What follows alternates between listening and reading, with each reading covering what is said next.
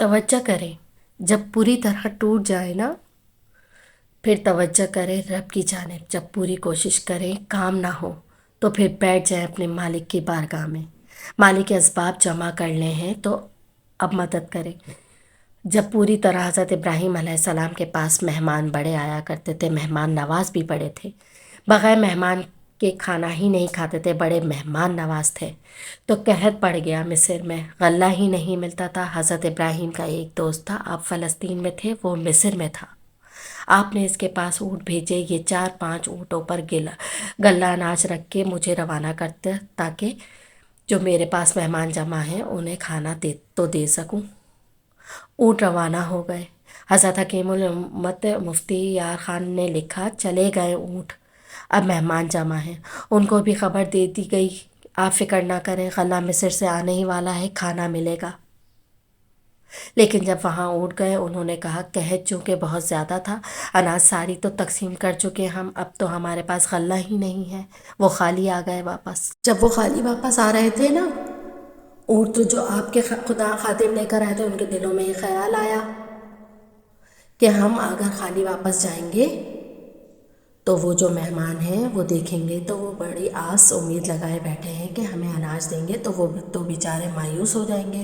انہوں نے اس طرح کیا کہ راستے میں کچھ ریت بھر لی ان بوریوں میں اور اونٹوں پر ان کو لاد کے، تاکہ جب حضرت ابراہیم علیہ السلام کے یہاں پہنچے تو وہ خود ہی لوگوں کو سمجھا دیں گے۔ ایسے خالی اونٹ لے کے جانا بہتر نہیں۔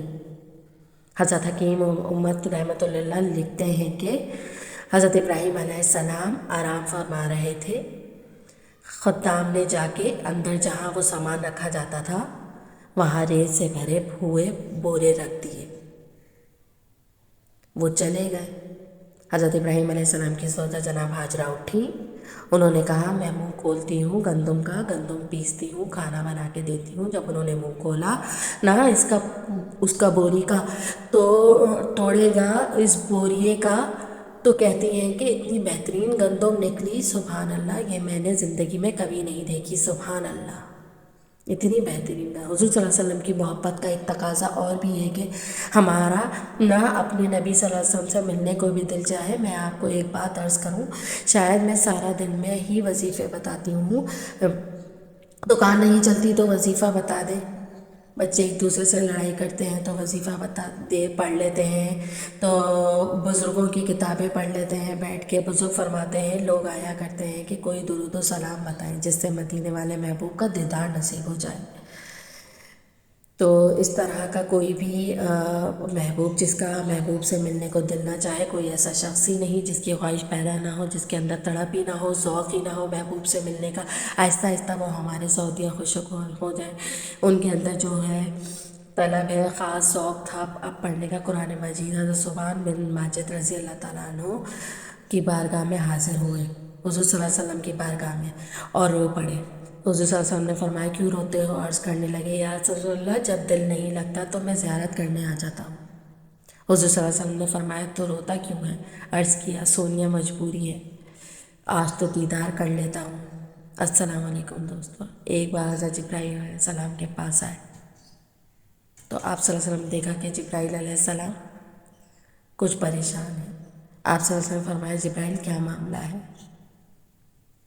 آج میں آپ کو غمزدہ دیکھ رہا ہوں۔ تو جبرائیل علیہ السلام نے عرض کی، اے محبوب، کل میں اللہ پاک کے حکم سے جہنم کا نظارہ کر کے آیا ہوں، اس کو دیکھنے سے مجھ پر غم کے آثار نمودار ہو رہے ہیں۔ نبی صلی اللہ علیہ وسلم نے فرمایا کہ جبرائیل، مجھے بھی جہنم کے حالات بتاؤ۔ جو جبرائیل علیہ السلام نے عرض کی، جہنم کے کل 7 درجے ہیں، اور ان میں سے جو سب سے نیچے والا درجہ ہے، اللہ ان میں منافقوں کو رکھے گا۔ اس سے اوپر والے 6 درجے میں اللہ تعالیٰ مشرک لوگوں کو ڈالیں گے۔ اس سے اوپر 5ویں درجے میں اللہ تعالیٰ سورج اور چاند کی پرستش کرنے والوں کو ڈالیں گے، عبادت کرنے والوں کو ڈالیں گے۔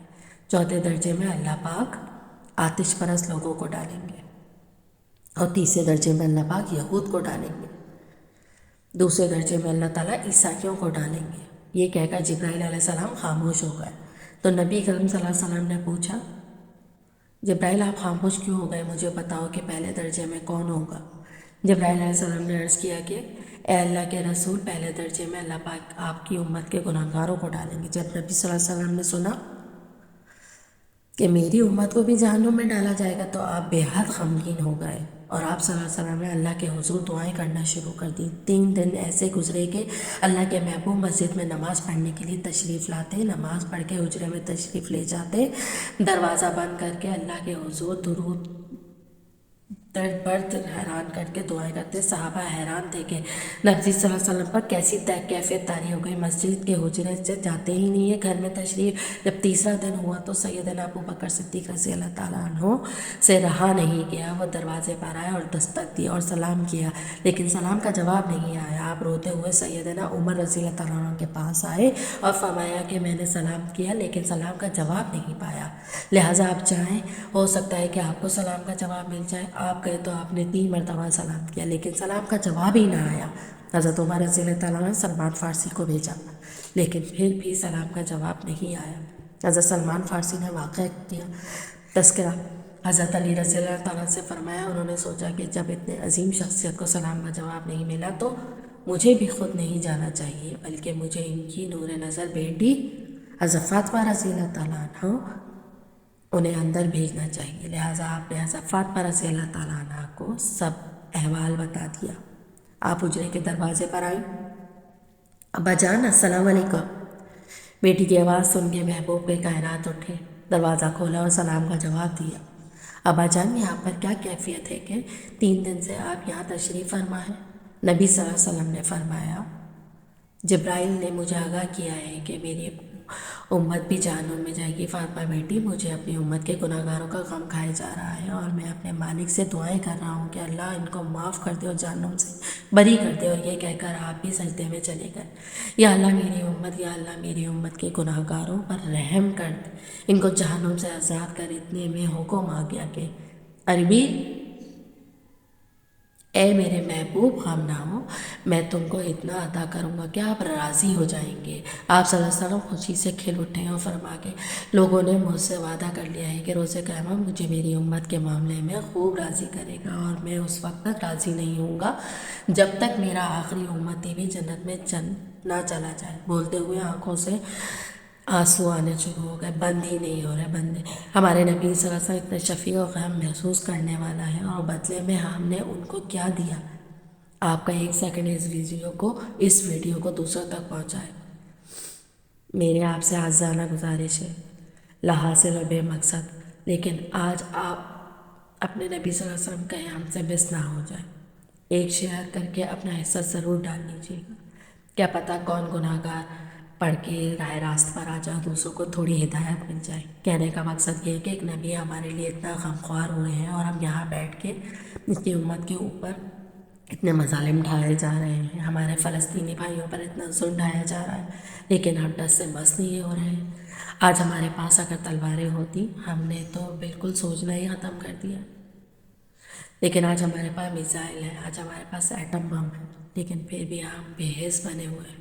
اللہ تعالیٰ ہمیں ہدایت نصیب فرمائے، اللہ تعالیٰ ہمارے لیے آسانیاں پیدا فرمائے، اللہ تعالیٰ ہمیں نیک کام کرنے کی توفیق عطا فرمائے، اپنا اور اپنے ساتھ والے رشتہ داروں کا خیال رکھے۔ اللہ حافظ۔